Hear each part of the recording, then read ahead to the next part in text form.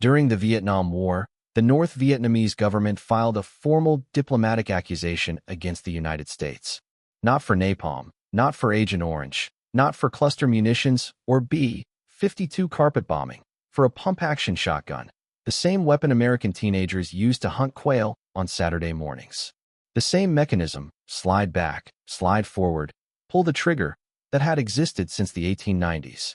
Hanoi argued through diplomatic channels that this weapon violated international law, that its use constituted a war crime, that the injuries it inflicted were so severe they crossed the legal threshold of unnecessary suffering. The American military's response when it came was not an apology. It was not a review. It was a legal argument that had already been tested under almost identical circumstances half a century earlier against a different enemy in a different war. The Americans had heard this accusation before, and they had an answer ready. But the accusation itself raises a question that the legal arguments never quite settled. What did this weapon do in the jungles and tunnels of Vietnam that made an enemy government fighting one of the most brutal guerrilla wars in modern history? Single out a pump-action shotgun as the thing that crossed the line. The answer starts with the terrain. 40% of infantry firefights in Vietnam began within 50 meters. In the dense triple canopy, where the vegetation grew in 3 vertical layers and the ground-level light dropped near darkest at midday, the practical number was often much lower. 20 m, 10 m, sometimes the distance between 2 men in a hallway. A rifleman could carry the most accurate weapon ever manufactured and never use it at a range where accuracy mattered. The target appeared for a fraction of a second through a gap in the foliage. A muzzle flash, a shadow, a piece of movement that might be human or might be wind, and then it was gone. At those distances, a rifle fires one projectile at a target the shooter can barely see. Miss, and the round disappears into jungle. The shotgun fires 9 12-gauge double buckshot 9-lead pellets, each one roughly .33 caliber, each one individually the size of a small pistol round, spreading outward at approximately 1 in per yard of travel at 20 m. That spread covers a pattern wide enough that a shooter, who can only point in the general direction of a muzzle flash, will still put multiple projectiles into a man-sized target. The military had a term for this. They called it solving the reactive fire problem. The need to hit a partially obscured moving target before that target hits you. At the ranges where Vietnam's jungle forced men to fight, the shotgun wasn't a backup weapon. It was the most lethal thing a soldier could carry. And the man who carried it was the one the enemy saw first. The point man walked first. He was the one who triggered the ambush, not by choice, but by position. The Viet Cong doctrine was to let the patrol extend into the kill zone, then hit the lead man first. By the time the pointman registered the muzzle flash, the engagement was already underway, and he had a fraction of a second to return fire at a target he could barely locate. No field manual formally prescribed a shotgun for the pointman, but by 67, most experienced platoon leaders were requesting them. The logic was arithmetic, not doctrine. At 15 meters through vegetation, one trigger pull from a shotgun put 9 projectiles into the space a rifle bullet might miss. Lieutenant Michael Kobalik, 25th Infantry Division, carried a shotgun through the Bugaloy Woods in 67. He was a Silver Star recipient who later described the necessity of what he called zero-distance reactive fire. The kind of shooting where you don't aim. You point because the man you're trying to kill appeared a half second ago and will disappear in another half second. The difference between a rifle and a shotgun at that distance in his account was the difference between firing at a target and firing into a space. The shotgun didn't need the target to hold still. It just needed the space to be small enough. That spread didn't require a sight picture. It didn't require the fine motor control that adrenaline destroys in the first half second of contact. It required pointing in the right direction and pulling the trigger before the enemy's second shot. The shotgun the Army issued most was the Ithaca Model 37. 22,000 were delivered starting in 1962. Bottom ejection. The spent shell dropped out through the bottom of the receiver instead of kicking sideways. In the monsoon jungle, where mud and rain could jam a side ejecting action in minutes, that sealed receiver was the difference between a weapon that functioned and one that didn't. The Stevens 77E was more common by raw numbers. Roughly 50,000 produced. Many issued to South Vietnamese forces with shortened stocks to fit smaller frames. It was the most widely procured combat shotgun of the war and is almost entirely forgotten today.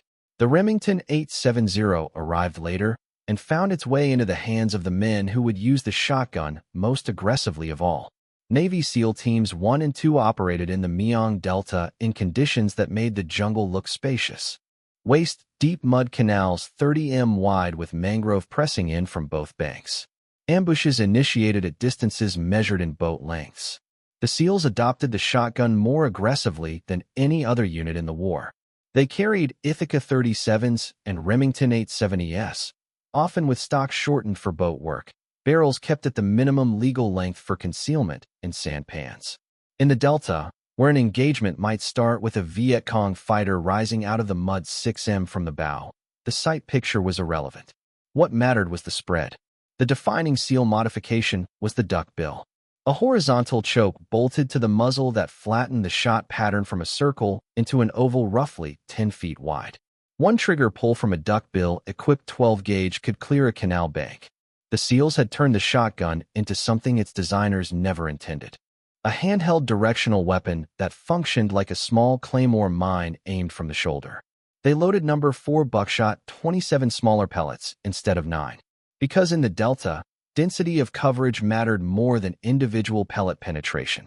At 10 m through mangrove roots, 27 pellets created what operators described as a wall of lead.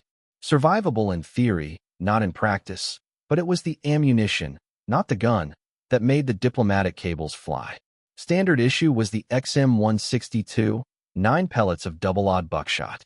Military ballistic studies from the era found that buckshot at jungle ranges was statistically twice as likely to incapacitate as a single rifle round. Not because each pellet was more powerful, but because the probability of hitting something vital multiplied with every pellet in the pattern. And then there were the flechets, 20 to 25 steel darts per shell, each one roughly 18 millimeters long, fin-stabilized, traveling at nearly 1,300 feet per second. Faster than buckshot, flatter trajectory, capable of perforating a steel helmet at ranges where buckshot would bounce off. The wound profile was distinctive. Entry wounds were cross-shaped, the fins of the darts splitting the skin in an X pattern. The darts were light enough that they tumbled on impact, carving irregular channels through tissue that field surgeons described as nearly impossible to repair. These were the rounds that North Vietnam reportedly singled out alongside conventional buckshot. The ones they described as instruments of unnecessary suffering. The ones that turn a diplomatic protest into a legal argument about where the line falls between a weapon that kills efficiently and a weapon that kills cruelly. But to understand why any of this mattered, you have to go underground. Master Sergeant Florindo Flo Rivera, 2nd Battalion, 27th Infantry, the Wolf Hounds, 25th Infantry Division, Cu Chi District, 1966. Rivera was a career soldier who volunteered for tunnel rat duty at Cu Chi. One of roughly 100 men across the entire war who chose to enter the Viet Cong's underground network armed with almost nothing. The standard kit was a pistol and a flashlight. Rivera decided that wasn't enough. He arranged through channels that were not entirely official to be issued a 4-gauge Ithaca riot shotgun loaded with double-up buckshot. He wasn't the only tunnel rat who improvised. PFC Harold Rohr, Company C of the 25th Division, bought a civilian .38 revolver and a saw-off 12-gauge from a helicopter pilot. The kind of field procurement that no supply sergeant would authorize and no commanding officer would question because the men doing the buying were the ones crawling into the ground. The tunnels at Cu Chi ran for roughly 75 m across 3 vertical levels. The passages were 4 feet wide and 3 foot tall, built for Vietnamese frames, not American ones. The air inside was hot, still, and thick with the smell of damp earth, cordite residue, and the particular sweetness of decomposition that tunnel rats learned to read the way surface soldiers read terrain. The transition from jungle noise to tunnel silence was instantaneous. Above ground, the war had a soundtrack. Rotors, artillery, insects, radio chatter. Underground, the only sound was your own breathing and whatever was waiting ahead in the dark. Rivera's explanation for carrying a shotgun instead of a pistol is the single most honest assessment of close-quarters combat in the Vietnam War. His words preserved in unit interviews. Real handy that for gauge, The noise blew your eardrums out. But if there was anything at all in front of you, you hit it. Inside a tunnel 4 feet wide, a pistol fired one round at a target the shooter couldn't see. If it missed, and in pitch black on your belly with your heart rate above 160, missing was the default. The enemy knew exactly where you were. A shotgun fired 9 pellets that filled the width of the tunnel. You didn't need to see the target. You needed to point the barrel in the direction you were crawling and pull the trigger. The acoustic dimension was its own weapon. Inside a concrete and clay tunnel, the blast of a 12 gauge was physically painful to everyone in the system, but the attacker knew it was coming. The defender only heard the sound of a pump action being racked, a sound that in the darkness, in a space too small to run, meant that the next thing to happen in that tunnel would happen to everything in front of the barrel. Rower enters a tunnel section in the Hobu Woods. Flashlight in the left hand, sawed off in the right. The beam reaches maybe 10 feet before the passage bends. He rounds the corner. The light catches movement. A shape, a face, something human at a distance he could reach with his arm. He fires. The blast fills the tunnel the way water fills a pipe. In the 4-foot width, the pattern doesn't spread. It doesn't need to. The sound is the last thing he processes before the ringing replaces everything. He crawls backward over what he's done to reach the entrance. Veteran accounts describe Viet Cong defenders abandoning tunnel sections when they heard the pump action, not because they'd been hit, because they understood what was about to arrive. The North Vietnamese government, through channels including the International Control Commission, accused the United States of employing weapons that violated the H Convention of 1907, specifically Article 23E, which prohibits arms calculated to cause unnecessary suffering.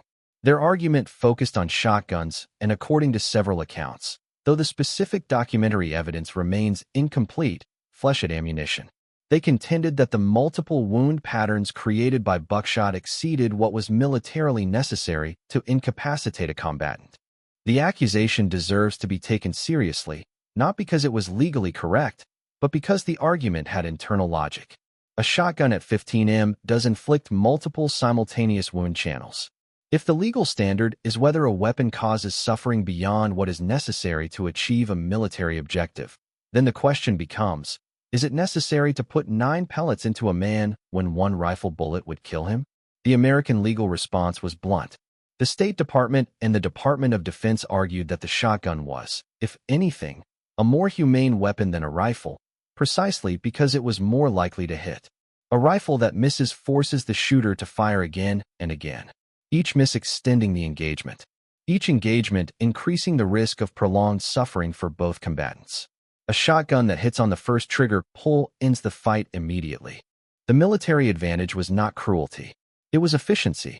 They further argued that the multiple projectile principle was no different from a machine gun burst or a shrapnel shell, both accepted weapons of war that no treaty prohibited. The men most directly implicated in this accusation, the ones pulling the triggers in tunnels and jungles and canal banks, were the last to know it was happening. The North Vietnamese protest moved through diplomatic channels, through the ICC, through legal offices in Washington and Hanoi. It never reached the infantry. No Stars and Stripes article covered it. No chain of command briefing informed the troops. A tunnel rat in Cu Chi crawling underground with a saw off Ithaca had no idea that a government on the other side of the war was arguing in formal legal language that the weapon in his hands was a violation of international law. Veterans who learned about it years or decades later described reactions that range from disbelief to dark amusement. The idea that an enemy who mined trails with sharpened bamboo, smeared in excrement, who built tunnel systems engineered for maximum ambush lethality, who deployed booby traps designed to maim rather than kill, that this enemy had filed a formal legal complaint about a pump-action shotgun, struck most of them as a punchline to a joke nobody had told them. And then the American legal team played its strongest card.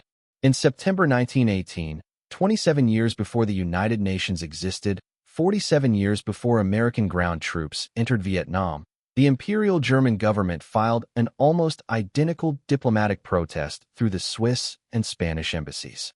Germany accused the United States of violating the same article of the same convention for deploying the Winchester Model 1897 trench gun in the trenches of France. Germany didn't just protest. Germany threatened to execute any American prisoner of war found carrying a shotgun or shotgun ammunition. The American response in 1918 was written by Brigadier General Samuel T. Annal of the Army Judge Advocate General's Office. Annal argued that each buckshot pellet was approximately .33 caliber, smaller than a standard rifle bullet, and that condemning a shotgun for firing multiple small projectiles would logically require condemning every rifle, every machine gun, and every artillery shell that fragmented on impact. He called the German protest utterly destitute of good faith. No American prisoner was ever executed for carrying a shotgun. The legal question was considered settled. When North Vietnam raised the same argument 50 years later, the American legal establishment treated it as a footnote, a recycled complaint, citing the same clause, making the same argument, receiving the same answer. No restriction on shotgun use was ever implemented. The formal legal status of the combat shotgun in international humanitarian law has not been seriously contested since. Vietnam ended the era of the commercial military shotgun and began the era of the purpose-built one. The Mossberg 590, adopted by the Marine Corps in the late 70s, was designed specifically around the lessons Vietnam taught. All-weather reliability, simplified maintenance, the kind of abuse tolerance that the Ithaca 37 had demonstrated in monsoon jungle.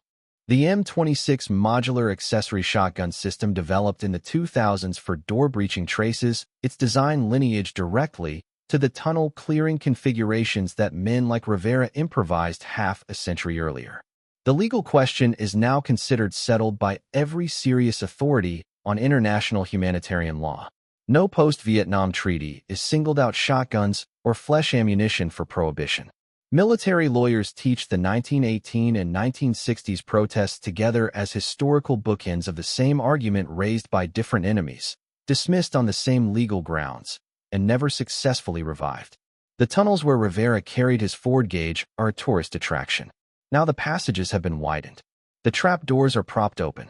Visitors crawl through a section of the system on their hands and knees, take photos in the dark, and emerge blinking into sunlight to buy souvenir t-shirts at the gift shop. The war that was fought at arm's length in those tunnels is now experienced at the length of a vacation itinerary. Rivera survived Cu-Chi. He came home. The research doesn't say much about what came after. It rarely does for the men who did the work nobody wanted to document. What it does preserve is the voice of a man who carried a weapon into a space where the only way to know if someone was in front of you was to pull the trigger and listen to what happened next. His quote is still the most honest sentence anyone ever said about close-quarters combat. If there was anything at all in front of you, you hit it. A rifle kills at 300 m. The shooter sees a shape, pulls the trigger, the target falls. The distance makes it abstract. AB, 52 kills from 30,000 feet, the crew never sees the ground. An artillery shell kills from miles away. The gunner never hears the impact. A shotgun kills at 15 m. Close enough to see the man's face.